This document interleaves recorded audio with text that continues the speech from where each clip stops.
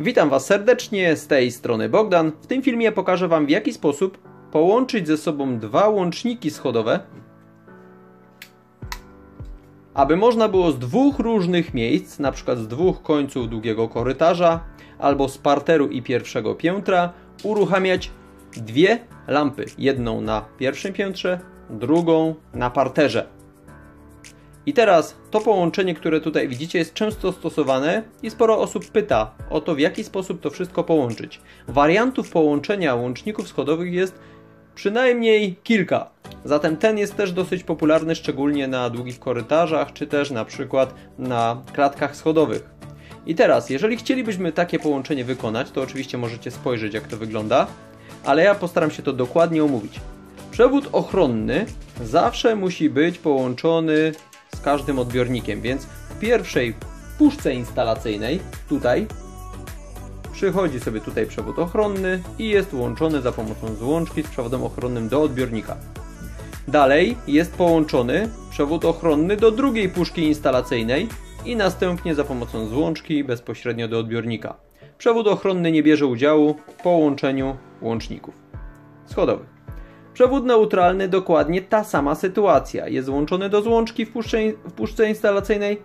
Od złączki idzie sobie do pierwszego odbiornika i do drugiego, przez drugą puszkę instalacyjną, do drugiego odbiornika. Ale co się dzieje z przewodem fazowym? Przewód fazowy, zobaczcie, dociera sobie do pierwszego łącznika w pierwszej puszce.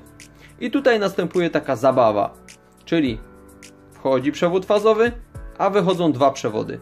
I zawsze jeden z nich jest pod napięciem. Albo faza idzie jednym, albo drugim. Zależnie jak przyciskiem przełączymy styk ruchomy. Zgodnie ze schematem. I idzie sobie faza albo szarym, albo czarnym, bo takie wykorzystałem tutaj przewody. Może być czarny i czerwony. Tak więc wszystkie kolory poza zielono-żółtym i niebieskim. I teraz mamy tutaj połączone te dwa przewody. Dokładnie tak samo, zobaczcie, w drugim łączniku. I stąd wychodzi znowu na to samo miejsce, gdzie tu wchodziła faza, to tędy wychodzi. Można tutaj podłączyć dwa przewody, więc wykorzystałem tą opcję. I jeden przewód, który jest podłączony brązowy, idzie prosto do lampy numer 2, czyli na przykład na piętrze. A tutaj, jak widzicie, idzie przewód brązowy, którym także będzie szło napięcie do puszki instalacyjnej numer 1, czyli niejako jest to tak jakby powrotny przewód fazowy. I w tej puszce jest on bezpośrednio podłączony do odbiornika elektrycznego, czyli naszej lampy na parterze.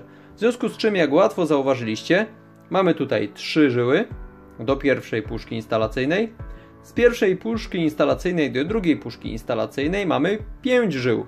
Dwa przewody korespondencyjne, szary, czarny. Przewód fazowy, powrotny, który idzie do odbiornika elektrycznego. Ochronny i neutralny. Tak więc 5 żył. 5 żył. I oczywiście z każdej puszki instalacyjnej i na parterze i na pierwszym piętrze jeszcze przewód 3-żyłowy do odbiornika elektrycznego. Czyli tutaj na parterze do lampy i na piętrze do lampy. Mimo że lampa w danej chwili nie wykorzystuje przewodu ochronnego, to nie ma dla nas żadnego znaczenia. W naszym obowiązku jest zapewnić przewód ochronny do każdego odbiornika elektrycznego. Zatem nie możemy tutaj poprowadzić przewodu dwużyłowego.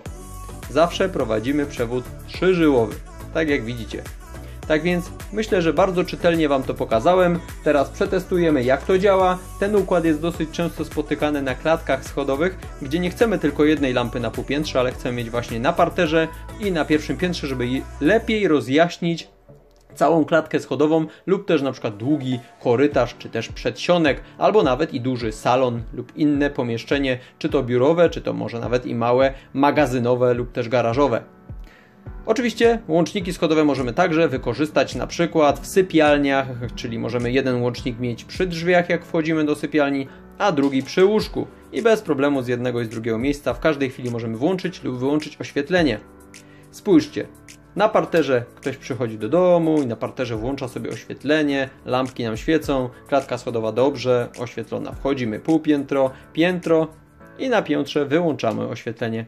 Przychodzi drugi mieszkaniec, na parterze włącza sobie, światełko wchodzi na pierwsze piętro, wyłącza.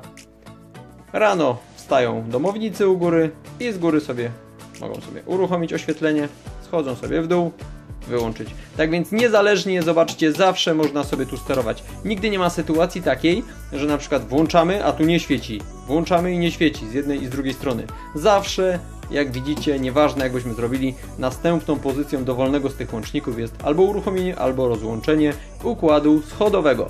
Mam nadzieję, że ten wariant Wam się spodoba, być może taki macie gdzieś zastosowany, a być może kogoś z Was zainteresuje właśnie ten układ, który jest dosyć prosty, jak widzicie, 3 przewody, 5 przewodów i 3, a w zasadzie 3 żyły, 5 żył, 3 żyły do odbiorników.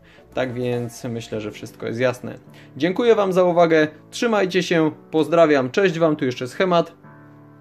Tutaj łatwo rozpoznać, że to jest styk ruchomy, czyli 1, czyli w takim łączniku jak tutaj widzicie, pod 1 faza lub odbiór, a pod 4 i 3 to są przewody korespondencyjne, czyli szary i czarny, szary i czarny.